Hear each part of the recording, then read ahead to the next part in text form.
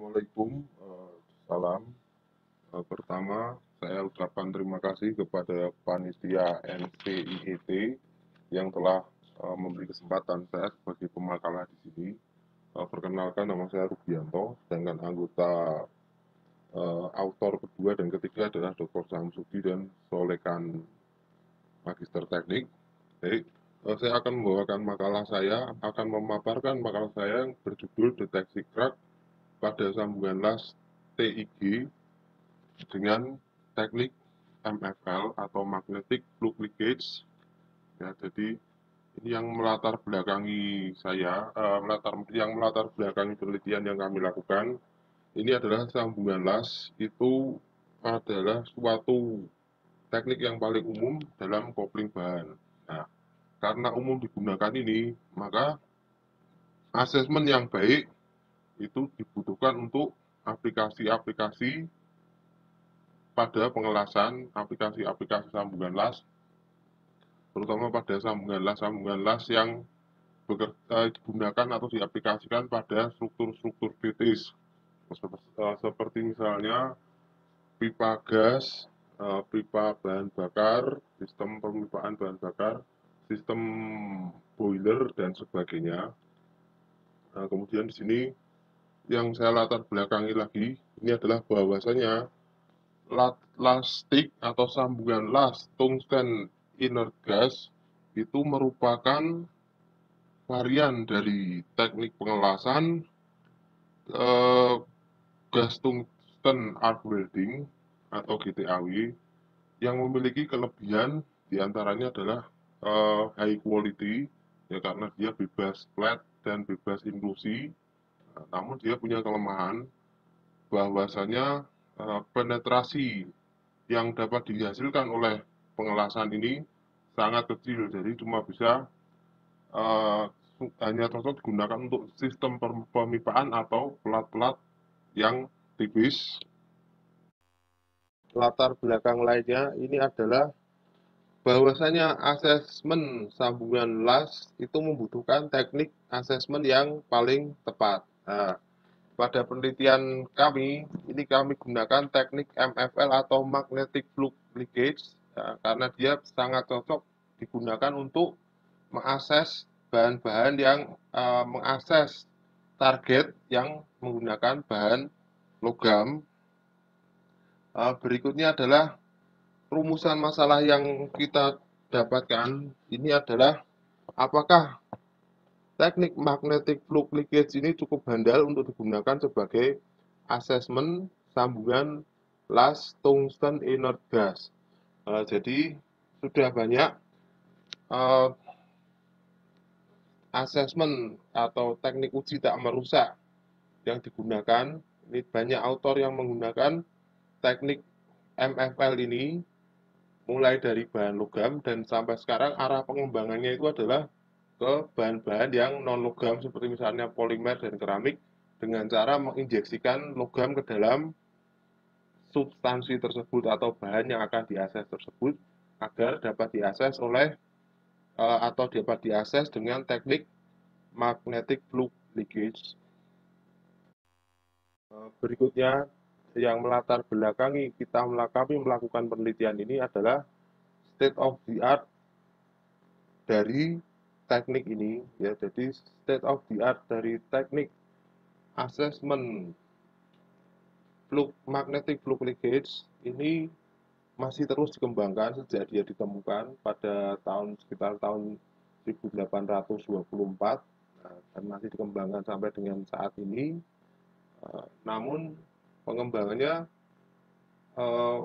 masih diperlukan lagi karena masih banyak keterbaruan yang harus ditemukan pada subjek ini, ya. Jadi di sini kita sudah menemukan state of the art dari penelitian ini melalui banyak literatur yang sudah kita baca. Lalu keterbaruannya ini adalah bahwasanya teknik teknik MFL ini belum pernah diteliti pada TIG. TIG terutama yang diaplikasikan pada parent plate atau bahan yang akan dikopel dengan bahan stainless steel 316L. Sedangkan tujuan dari penelitian ini adalah untuk menghasilkan atau mengakses seberapa suksesnya uji magnetic flux linkage pada sambungan las TIG yang disambungkan pada pada pelat stainless steel 316L. Berikutnya perbandingan dengan teknik uji lain. Teknik MFL ini menurut Golisade ini dapat dibandingkan dengan beberapa teknik uji tak merusak yang umum digunakan dalam asesmen sambungan las. Ini adalah sebagai berikut. Yang pertama ini adalah visual inspection atau inspeksi visual. Ya, pada inspeksi visual ini dia memiliki kapabilitas dapat mengakses cacat permukaan mikroskopis, namun keterbatasannya adalah cacat kecil ini akan sulit dideteksi. Ini dengan teknik visual. Berikutnya ini adalah dengan menggunakan mikroskopi. Ya, ini cacat permukaan berukuran kecil. Namun kelemahannya tidak dapat digunakan untuk struktur yang besar karena keterbatasan ukuran dari mikroskop itu sendiri. Kemudian teknik berikutnya adalah radiografi. Ini hanya dia mampu mendeteksi cacat pada subsurface atau di bawah permukaan. Cacat terkecil yang dapat dideteksi adalah 2% dari ketebalan pelat yang disambungkan. Namun penetrasi radiasi tidak dapat mendeteksi cacat-cacat yang ada di bagian subsurface ya. Kemudian berikutnya ini adalah teknik dye penetrat. Ini adalah dengan cara menyemprotkan penetrat atau dye ini ke dalam sambungan las. Ini juga visual. Ini cuma bisa digunakan untuk cacat permukaan, namun tidak dapat digunakan untuk subsurface karena keterbatasan visual ya, dan tidak dapat digunakan untuk bahan yang berporos atau porositas. Berikutnya adalah teknik ultrasonik. Ini dia mampu digunakan untuk mendeteksi cacat subsurface. Lalu bahan yang digunakan ini harus memiliki konduktivitas baik, keterbatasannya di sini. Berikutnya ini adalah magnetic particle. Magnetic particle ini adalah dapat mendeteksi cacat pada subsurface dan near surface serta cacat pada lapisan. Kapabilitasnya ini terbatas pada subsurface yang hanya untuk bahan-bahan yang berbahan ferromagnetik. Berikutnya ini adalah teknik eddy current. Eddy current ini adalah teknik yang termasuk dalam teknik magnetic flux linkage, ya, di mana ini cacat subsurface dan near surface ini dapat dideteksi. Namun kelemahannya dia sulit untuk diinterpretasikan dan hanya dapat digunakan terbatas untuk bahan logam. Berikutnya, acoustic emission ini dapat digunakan pada keseluruhan struktur dari pengelasan, namun keterbatasannya ini perangkatnya yang mahal serta hasil yang sulit diinterpretasikan, jadi harus diinterpretasikan oleh seorang yang sudah terlatih. Berikutnya ini adalah overview mengenai uji magnetic flux linkage. Ya, jadi cara kerja magnetic flux linkage ini adalah seperti berikut. Jadi dia teknik ini memanfaatkan fenomena eddy current, ya, di mana ini di sini ditunjukkan suatu logam yang diberi induksi magnet. Ya, ketika suatu substansi berbahan logam diberi induksi magnet ke dalamnya, maka akan terbentuk medan magnet seperti berikut yang berarah ke arah C ini, ya. Di sini akan terjadi suatu arus loop atau loop arus yang arahnya berlawanan dengan arah dari induksi magnetiknya, induksi elektromagnetik ini. Jadi ini yang disebut dengan arus eddy current. Nah, sementara eddy current sendiri itu adalah termasuk salah satu varian dari uji magnetic flux linkage. Ya.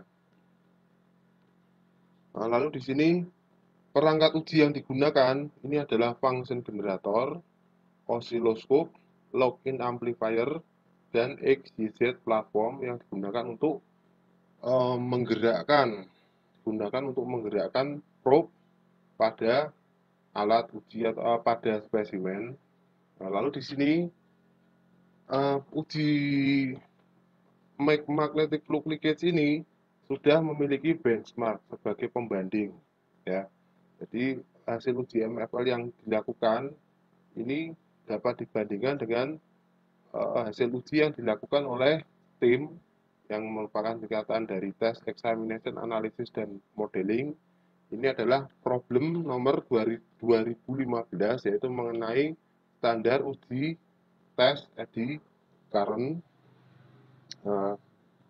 Lalu di sini ini adalah hasil uji yang sudah dibakukan, yaitu di sini adalah jarak.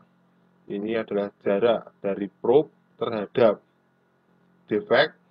Nah, sedangkan yang vertikal di sini ini adalah impedansi atau resistansi.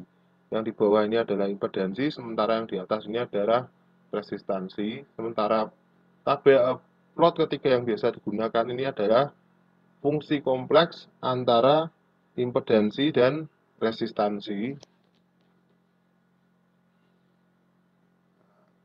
Ini kompleks impedansi terhadap resistansi.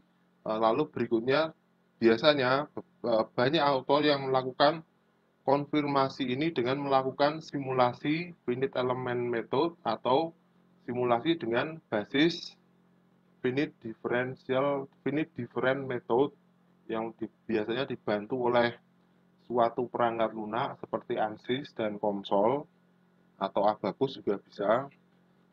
Berikutnya ini metodologi penelitian. Nah, di sini adalah pembuatan probe. Ya, jadi probe pada teknik magnetic flux linkage ini terdiri dari dua buah kumparan, yaitu kumparan deteksi dan kumparan injeksi.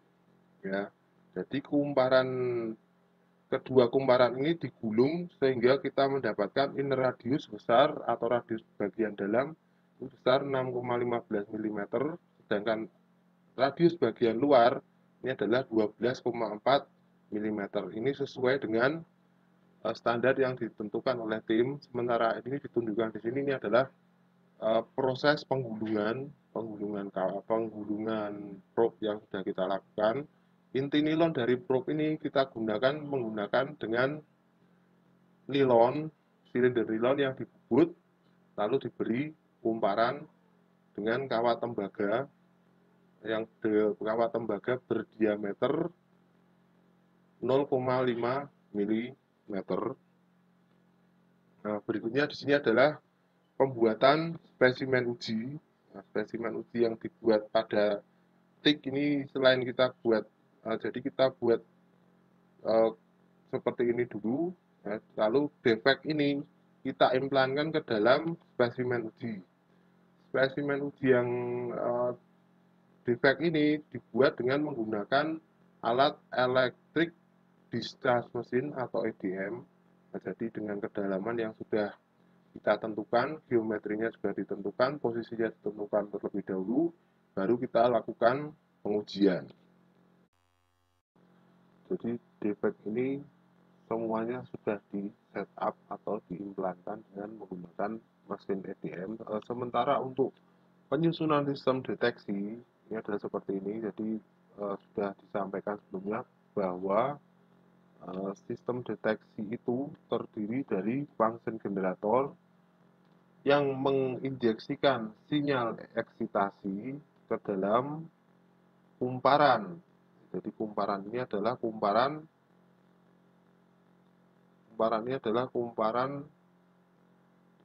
eksitasi, dengan di atasnya adalah kumparan deteksi. Kumparan eksitasi akan menginjeksikan induksi elektromagnetik ke dalam subobjek di sini, lalu di sebagian dari sinyal atau induksi elektromagnet ini akan diserap oleh spesimen, sementara sebagian lainnya itu akan terpancar keluar dari spesimen atau target. Nah, sinyal-sinyal yang keluar dari target ini akan ditangkap oleh kumparan pendeteksi. Kumparan pendeteksi ini akan mengalami penguatan sinyal melalui sebuah lock-in amplifier. Nah, jadi setelah dari lock-in amplifier ini, dia akan dimasukkan ke dalam suatu sistem pembacaan atau osiloskop yang akan memberikan bacaan mengenai impedansi dari hasil pengukuran di sini. Sedangkan gambar di sini ini menunjukkan wiring diagram dari probe. Jadi di sini ada detektor eksitasi, ini disambungkan dulu oleh sebuah resistor 2600 ohm yang disambungkan ke function generator. Lalu ini yang dari detektor ini diteruskan ke osiloskop, setelah juga dikopel juga ke dalam function generator. Nah, sedangkan di bawah ini adalah setup pengujian yang telah kita lakukan. Berikutnya cara kerja pengukuran impedansi. Bisa kita lihat di sini bahwa untuk pengukuran impedansi ini tetap kita punya dua buah probe, yaitu probe deteksi dan satu buah probe eksitasi. Probe eksitasi diletakkan di bawah, sementara probe deteksi bisa di atas, atau juga posisinya bisa sirkum aksis pada satu aksis. Jadi dua kumparan ini diletakkan pada satu aksis seperti yang kita lakukan di penelitian kami.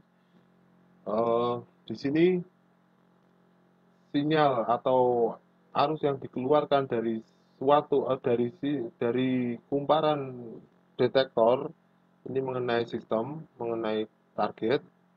Lalu setelah itu sebagian diserap oleh target, sebagian lagi akan dipancarkan keluar seperti ini. Nah, sinyal-sinyal yang dipancarkan keluar ini akan ditangkap oleh suatu kumparan deteksi yang akan diteruskan ke suatu sistem pembaca. Nah, cara kerjanya ini adalah ketika eh, sinyal atau injeksi induksi magnetik ini tidak mengenai cacat, ya, jadi di sini cacat itu didefinisikan sebagai suatu kebocoran, suatu diskontinuitas pada bahan. Ya, jadi kalau suatu bahan itu ada cacat, misalnya seperti ini, maka diskontinuitas adalah ini adalah yang disebut dengan diskontinuitas. Diskontinuitas ini biasanya berisi udara atau vakum. Dia bisa berada di permukaan ataupun di dalam permukaan seperti ini. Ya. Nah, jadi ketika sinyal ini arus induksi ini diinjeksikan ke dalam target, ketika dia tidak mengenai suatu cacat atau tidak melewati cacat, maka impedansi tidak akan mengalami perubahan, ya, karena permeabilitas karena semua sinyal ini sudah diserap oleh logam jadi atau bahan target, ya. Tapi ketika probe ini melewati suatu cacat atau melewati suatu defek seperti ini, maka sebagian dari arus ini, impedansi udara ini akan ditangkap oleh sinyal pendeteksi, ya, di mana permeabilitas udara itu lebih kecil daripada permeabilitas logam, sehingga ketika melewati cacat seperti ini, impedansi atau sinyal induksi yang diterima oleh sistem deteksi ini akan lebih tinggi daripada sinyal atau impedansi rata-rata yang diterima oleh sistem deteksi ketika tidak ada cacat di dalam target. Nah, sementara ini adalah hasil dan pembahasan. Ya, jadi ini standar yang diterapkan oleh tim. Ya, jadi di sini ada suatu slot, ini ada suatu slot, ini adalah slot, ini adalah cacat yang sudah diimplan, sudah diketahui. Ya. Jadi ketika sinyal ini akan maksimal ketika dia melewati cacat di sini karena ini berupa udara yang permeabilitasnya jauh lebih permeabilitasnya lebih kecil daripada permeabilitas target utama atau logam, sehingga sinyal yang dihasilkan juga akan lebih tinggi daripada rata-rata, daripada sinyal yang diperoleh pada permukaan yang tidak memiliki cacat. Ini adalah hasil dari pengujian kami. Nah, jadi di sini adalah 0, 0 itu adalah posisi ketika probe ini berada di sini pada titik 0, terus dijalankan ke sini melewati cacat.